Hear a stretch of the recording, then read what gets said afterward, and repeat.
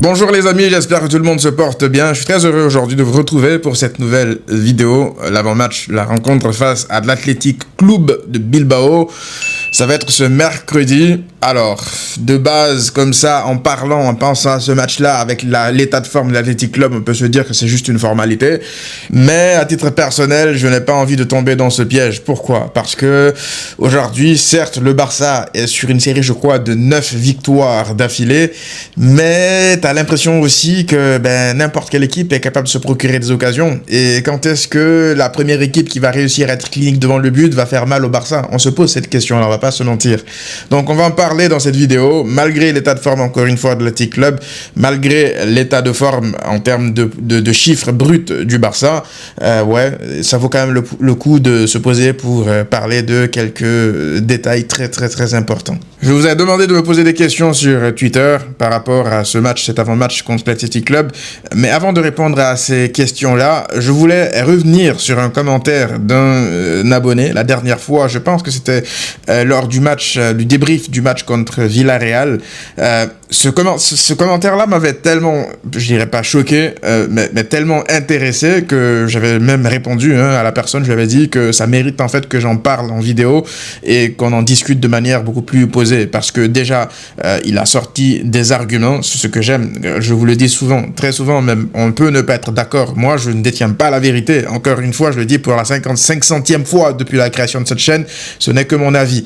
On peut ne pas être d'accord. Vous me balancez des contre-arguments qui tiennent la route ou qui ne tiennent pas la route, en tout cas avec respect, et moi je réponds avec grand plaisir, et je donne aussi mes arguments. C'est un débat d'idées. Peut-être que nous tous on en ressortira grandi de ces échanges-là, et donc je suis très content en fait de vous partager ce commentaire et d'y répondre comme ça.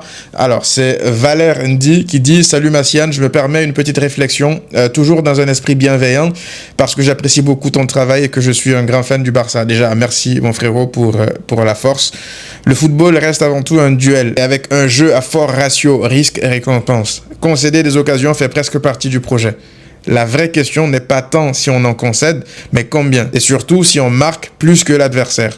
Ce risque est assumé par le coach, sans pour autant excuser les erreurs individuelles, qu'il faut distinguer des problèmes systémiques. Alors déjà, par rapport à cette section-là de ta question, je suis totalement d'accord avec toi. Le football est un jeu de risque et récompense. Parfois, plus tu prends de risques, plus la récompense est grande. Après, il y a des équipes aussi qui refusent catégoriquement de jouer, qui décident de poser le bus. C'est un risque aussi, c'est un risque de devoir attendre, de subir et de se dire que ça va tenir. Donc c'est une question de risque-récompense, je suis d'accord avec toi. Maintenant, derrière, c'est de savoir à quel degré est-ce que le coach estime que c'est un risque assumé.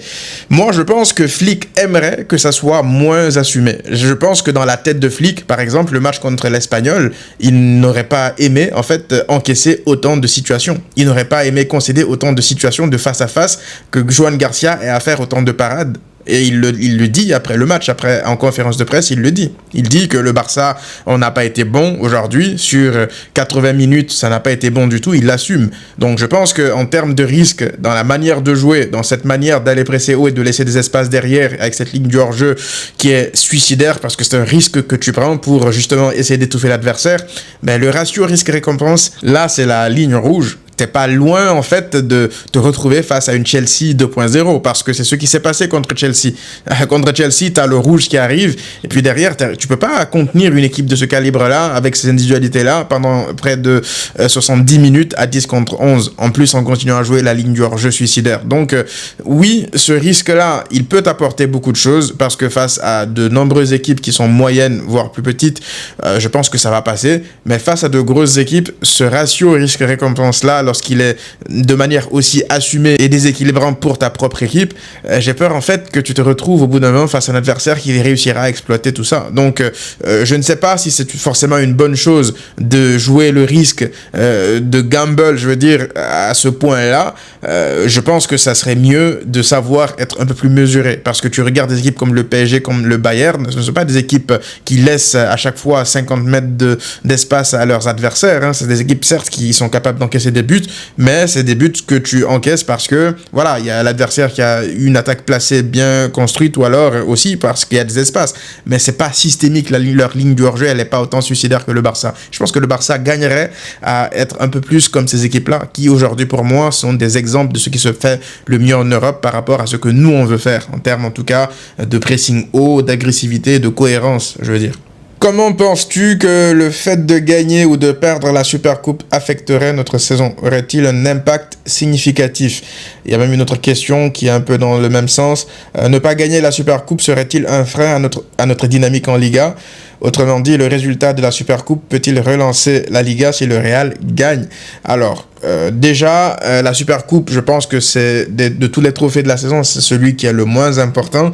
Donc, je ne vais pas non plus aujourd'hui vous dire que ne pas gagner la Supercoupe serait un drame, un scandale. Comme vous le dites là dans vos questions, la Supercoupe, c'est plus une question de dynamique. Après, quand t'es le Barça ou même quand t'es le Real, t'es un grand club, tu vises à gagner tous les trophées. Donc, tu ne peux pas minimiser un trophée, même un trophée amical, en fait, tu es dedans, tu dois le gagner. C'est comme ça quand t'es le Barça. Donc, forcément que si tu ne le gagnes pas de base, ça sera vu comme un échec. Mais ça ne sera pas non plus dramatique. Donc forcément que là, l'objectif de gagner la Supercoupe d'Espagne, elle est importante dans le sens comptable en termes de trophées, mais aussi dans le sens de la dynamique. Parce que oui, je suis d'accord avec vous, ne pas gagner tout de suite la Supercoupe d'Espagne là, alors que tu as un trophée en jeu, des doutes peuvent commencer à s'installer. Mais c'est pas le moment de douter. Pour ceux qui se rappellent, la saison passée, déjà, la Supercoupe d'Espagne avait permis au Barça de se remettre à l'endroit. Parce qu'avant la Supercoupe d'Espagne, le Barça, c'était très très très compliqué. Il y avait un mois de novembre et de décembre compliqué où tu avais perdu des points, tu avais perdu des matchs à la Sociedad, un peu partout. Voilà, tu étais sur une mauvaise dynamique et la Supercoupe d'Espagne t'avait permis de revenir sur une bonne dynamique et de repartir en boulet de canon et gagner ce que tu as gagné la saison passée. Donc, si le Real, tu leur donnes l'occasion de se remettre à l'endroit durant cette Supercoupe d'Espagne, attention à ne pas les remettre en confiance. Donc, oui, aujourd'hui, je pense que pour vraiment annihiler toutes les chances du Real de les replonger, entre guillemets, dans leur crise, mais la meilleure façon, c'est de gagner en fait cette Supercoupe d'Espagne. C'est pour ça que moi, j'espère que l'Atlético va les sortir. Moi, je veux pas de finale Barça-Real parce que je sais pas pourquoi déjà, j'ai ce pressentiment que la Supercoupe d'Espagne depuis pas mal d'années maintenant, c'est tu la gagnes une année sur deux.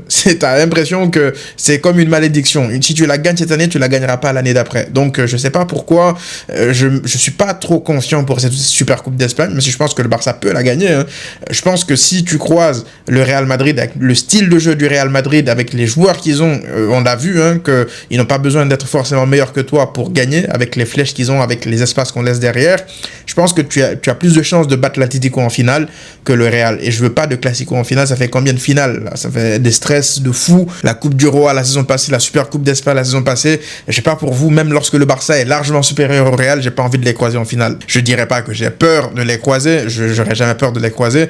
Mais dans l'idéal, j'aimerais qu'ils se fassent éliminer. Ils t'ont battu la dernière fois en Liga. Ils n'ont pas su en profiter. Là, s'ils te battent en finale de Supercoupe d'Espagne avec un trophée à la poche, le premier trophée qu'ils ont depuis je sais pas combien de temps maintenant, ouais, ça peut les relancer en deuxième partie de saison. Donc je veux que l'Atlético les élimine et si le Barça les croise en finale, je serai naturellement confiant derrière le Barça, mais c'est pas la situation idéale. J'ai pas envie de nouveaux classicos en finale. Ça fait beaucoup trop de classicos. On a eu je pense 3 à 4 classicos la saison passée.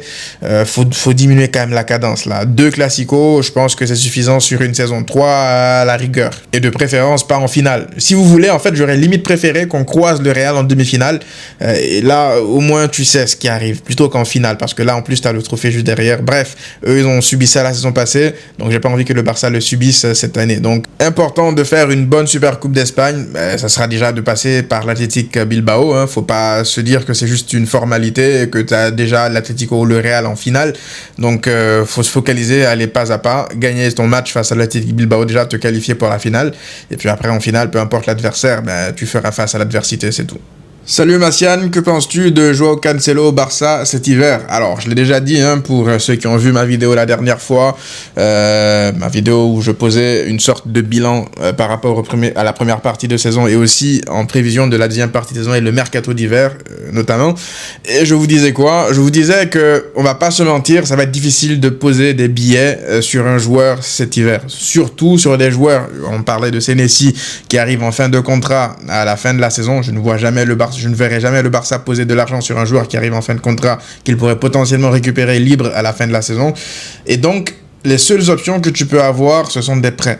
Et j'ai pensé à qui? À Nathan Ake du côté de City, mais aussi à Joao Cancelo. Maintenant, dans la mesure où c'est difficile de faire les deux et que c'est juste un seul joueur, évidemment que je choisis Nathan Ake parce que tu as besoin de plus de sérénité derrière en défense centrale. Moi, je peux pas partir, encore une fois, je l'ai dit, avec une paire Koubarsi, Gérard Martin en 8e de finale de Ligue des Champions, en quart de finale de Ligue des Champions. C'est difficile.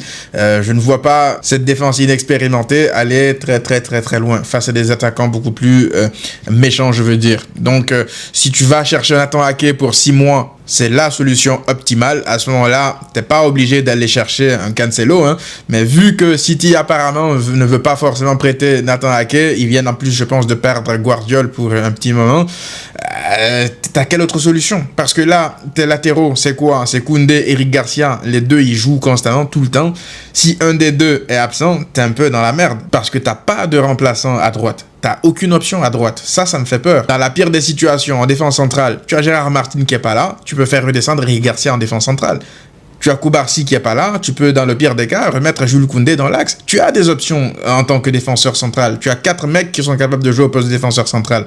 Mais à droite, tu as Koundé et Eric qui sont pas là. Tu fais comment? Tu fais jouer Casado à droite? Non, pour moi, on est vraiment à 1 voire 2 blessures près, en tout cas au poste de latéral droit, de ne plus avoir aucune option à droite. Donc pour moi, c'est beaucoup trop dangereux de vivre comme ça et de ne pas essayer de se renforcer, ne serait-ce qu'à un des deux postes, central ou latéral. Et vu les options qui sont sur la table, ben oui, je pense que Cancelo en prêt pendant 6 mois, ben c'est une option que moi, je prendrais tous les jours, d'autant plus que c'est un profil qui est capable de jouer à gauche et à droite pour Baldé et pour Koundé et Eric pour les faire souffler, mais aussi c'est un profil de latéral offensif. Donc c'est une nouvelle option tactique qui s'offre à toi. Maintenant, tout dépend de Hansi Flick. Si Hansi Flick ne veut pas de Joao Cancelo, ben la question elle se pose même pas. Moi je suis derrière Flick, hein. Si Flick il estime qu'il ne veut pas de Joao Cancelo, moi je suis derrière lui. Donc là, on verra ce qui va se passer. Il y a Cancelo qui fait tout pour revenir. Le club doit se réunir avec la direction et Flick pour décider. Moi je serai derrière la décision de Flick. Si Flick veut Cancelo, je suis à fond derrière lui, mais moi je le veux de base. Maintenant s'il le veut pas, ça sera sa décision et on fera confiance au coach jusqu'en fin de saison. Mais dans l'idéal, il faudrait que la direction puisse apporter au coach ce qu'il demande. Il veut pas de Cancelo, faut travailler pour lui ramener un joueur, quoi, un défenseur central, je sais pas. Donc on verra ce qui va se passer, mais vous avez mon idée, mon avis par rapport à Cancelo. Est-ce que Ter Stegen mériterait de jouer selon toi ? Et quelle serait ta compo contre un Bilbao assez mauvais ce début de saison? Alors déjà, je pense que Ter Stegen, il a vu les matchs de Joan Garcia durant ces derniers matchs-là, contre Villarreal, surtout contre l'Espagnol, et apparemment, il aurait décidé que c'est fini pour lui. Je pense qu'il s'en est rendu compte parce que, d'après ce qu'on lit dans la presse, il aurait décidé de rejoindre Girone. En tout cas, il y a des ouvertures. Il est beaucoup plus ouvert, enclin à rejoindre Girone et même à baisser son salaire. Mon problème avec ça, c'est que est-ce qu'on ne fait pas que déplacer le problème? Est-ce qu'on ne fait pas en fait que postpone le problème? Parce que là, qu'est-ce qui va se passer avec Ter Stegen? On va le prêter à Girone, parce que Girone, c'est dans Barcelone. Il va se déplacer à quelques mètres, à quelques kilomètres, je veux dire, pour aller jouer ses matchs. Il a toujours sa maison à Barcelone. Là, je veux dire, là, il change pas de maison, il déménage pas techniquement. Il va aller faire donc 6 mois là-bas à Girone pour montrer à Nagelsmann qu'il est toujours capable de tenir des cages et de faire des matchs corrects pour aller à la Coupe du Monde, ne serait-ce qu'en tant que remplaçant. La Coupe du Monde va se terminer et ensuite Ter Stegen va revenir à Barcelone pour qu'on reparte au point zéro. Est-ce que c'est ça la solution vraiment ? Moi, je pense que là, Ter Stegen, il est dans une impasse. Il veut absolument jouer la Coupe du Monde, on le voit. Sinon, il n'aurait pas accepté de baisser son salaire ou d'aller en prêt, par exemple, dans un club comme Girone. La seule raison pour laquelle il veut le faire, c'est parce qu'il veut jouer la Coupe du Monde. Pourquoi le Barça n'essaie pas d'activer ce levier-là pour le forcer à signer? Parce que là, il a mis de côté toutes les offres de transfert, que ce soit, je pense, Tottenham ou Galatasaray, je sais plus qui. Parce que lui, je pense que ce qu'il a en tête, c'est de continuer à toucher son salaire, même s'il ne joue pas, pour être tranquille derrière au Barça. Sauf que nous, ça va nous faire mal, ça. Donc oui, un prêt dans un autre club pour montrer qu'il est toujours capable de jouer, de faire sortir de bons matchs, pourquoi pas? Mais c'est seulement si, à la fin de son prêt, que d'autres clubs viennent, soient intéressés après la Coupe du Monde pour le faire signer, quoi, pour montrer qu'il est toujours un gardien professionnel. Mais ça, c'est un gros risque que tu prends, parce que s'il n'y a aucun club qui vient à l'issue de la Coupe du Monde pour le signer, pour s'intéresser à lui, malgré sa deuxième partie de saison à Girone, s'il va à Girone, tu te retrouves quand quand même avec un gros poids dans le vestiaire, là, avec un gros salaire. Donc, je sais pas quoi en penser, mais moi, je ne donnerai plus aucune minute à Ter Stegen jusqu'à son départ pour vraiment lui faire comprendre qu'il doit partir, en fait, qu'il doit se trouver un club. Il a eu de bons moments avec Barcelone par le passé, mais on va pas refaire l'histoire. Je vous ai déjà donné mon avis sur le cas Ter Stegen. Je vous ai dit que j'ai pas du tout aimé son comportement sur plein de situations. Je pense que voilà, par respect, faudra pas non plus le traiter comme un pestiféré, mais lui faire comprendre qu'il doit partir, tout simplement. C'est le football. T'es plus au niveau. Il y a un mec qui est devant toi dans les cages, qui a un cyborg. Juste trouve-toi un autre club et chacun avance. C'est aussi simple que ça. Maintenant, par rapport au 11, c'était celui qui avait débuté face à l'Espagne. Alors, moi je pense que, je vous l'ai dit dans le débrief, je suis pas trop fan de Rafinha en 10, même si je comprends que Flick veuille tester Rafinha en 10 parce que Rashford est là, il faisait plutôt une bonne première partie de saison acceptable, mais Rashford va retourner naturellement sur le banc, et là-dessus, je vais faire entrer Fermin dans le 11 pour le récompenser déjà de son entrée la dernière fois contre l'Espagnol. J'aurais pu mettre Olmo, mais Olmo revient de blessure, donc je préfère vraiment prendre le temps avec Olmo, parce qu'on le sait, il est fait lui aussi en papier mâché, il va recommencer un match titulaire, il va peut-être se péter, donc voilà, autant préserver Olmo pour une deuxième mi-temps, pourquoi pas rentrer un peu plus tôt, mais je pars avec Fermin au poste de numéro 10 pour le récompenser, puis Rafinha qui débute à ce poste qu'il maîtrise le mieux. Parce que Rafinha, de toute façon, en jouant ici, lorsqu'il a un 10 qui occupe cette zone, ça lui donne beaucoup plus de liberté de se promener, en fait, d'être là, et de laisser parfois Baldé monter beaucoup plus. Alors que lorsqu'il joue à ce poste de numéro 10, il n'y a pas de surnombre à porter. À chaque fois qu'il va se déplacer, il n'y a pas de fausses pistes. Il est marqué par les milieux ou par les défenseurs. Alors que lorsqu'il quitte de là, il a une latitude, vraiment une liberté beaucoup plus importante, et ça lui permet d'apporter ce chaos-là et ce surnombre dans des zones où il n'est pas forcément attendu. Alors que quand il joue en poste de 10, il est attendu en fait. Et donc paradoxalement, quand il joue à ce poste de 10, c'est le poste où il est le plus restreint sur la pelouse. Donc je pense que Rafinha va donc débuter à gauche. Fermin, moi je le ferai honnêtement débuter de nouveau en tant que titulaire. Ferran, on a vu que voilà, il n'a pas été bon. Ça fait 2 matchs de suite, je crois, qu'il est titulaire et que Lewandowski rentre est meilleur que lui. En tout cas, c'est sûr que contre l'Espagnol, Lewandowski a fait une meilleure rentrée que lui. Donc si on part par méritocratie, Lewandowski débute ce match, d'autant plus que Lewandowski, la Super Coupe d'Espagne, je pense que c'est l'une de ses compétitions préférées, un des meilleurs buteurs de la compétition depuis son arrivée. Et puis Lamine à droite, Eric et Frenkie, ça ne bouge pas au milieu, même si c'est vrai que voilà, Frenkie, j'en attends beaucoup plus de lui, c'est un sujet qu'on aurait pu aborder dans cette vidéo. Frenkie de Jong, est-ce que ses matchs sont bons, satisfaisants ou pas bons, selon la vision des choses, selon le rôle qu'on lui demande. Mais voilà, Frenkie, je pense qu'il est capable d'apporter largement plus, honnêtement, lorsqu'il joue là avec Eric à côté de lui. Donc pour l'instant, je vais pas faire débuter Pedri parce que je veux que Pedri vraiment il revienne à 100%, qu'on le rush pas comme ça, qu'on le remette titulaire face à des bouchées potentiels comme l'Athletic Bilbao, on les connaît. Donc je préfère garder Pedri potentiellement pour la deuxième mi-temps au cas où ça ne se passe pas bien. Faut pas oublier que le Barça a battu l'Athletic Club il y a pas si longtemps sans Pedri, la 4-0. Donc je pense que Pedri sur le banc, et tu le remets en deuxième mi-temps progressivement afin de le préparer pour la finale. Moi, je veux Pedri à 100% pour la finale. Je ne vais pas prendre de risque avec lui sur cette demi-finale parce que je pense qu'il y a l'effectif pour battre cette équipe de l'Athletic Club, même sans Pedri. Donc, Pedri sur le banc. Et puis, derrière, pas beaucoup de changements. Le même 11 derrière Baldé, Koubarsi, Gérard Martin et Koundé. Et puis voilà, en deuxième mi-temps, tu as des options en sortie de banc encore une fois. Tu as Olmo, tu as Pedri, tu as Ferran, tu as Rashford, tu as Rooney aussi, il faut en parler, on ne l'a pas vu depuis maintenant quelques matchs, c'est un peu dommage pour lui. Mais voilà, c'est comme ça, les matchs vont commencer à s'enchaîner, je pense qu'on va plus le voir. Donc voilà, moi, le 11 que j'aligne pour débuter le match. Je ne serais pas surpris que Pedri débute, malgré tout ce que je viens de vous dire là. Peut-être que Flick va quand même le faire débuter. Ça sera de voir maintenant à la place de qui. Moi, j'aimerais bien revoir Pedri et Frenkie de nouveau ensemble parce que je pense que Pedri bonifie aussi Frenkie. Donc si Frenkie, il est un peu, on va dire, stérile actuellement, c'est peut-être parce que Pedri n'est pas là. Donc ça serait un peu dommage pour Eric parce qu'il fait de bons matchs au poste de numéro 6. Mais ouais, peut-être faire redescendre Eric au poste de défenseur central pour continuer à le récompenser de ses bons matchs. Mais voilà, je pense que c'est le 11 dans ma tête en tout cas qui serait le plus logique pour débuter ce match face à l'Athletic Club. Et puis on verra en fonction de la physionomie du match quels seront les changements à opérer en deuxième mi-temps. Voilà les amis, dites-moi vous qu'est-ce que vous en avez pensé dans les commentaires. On se retrouve très vite pour le débrief du coup, en espérant une victoire nette et sans bavure, sans frayeur. D'ici là les amis, à très vite.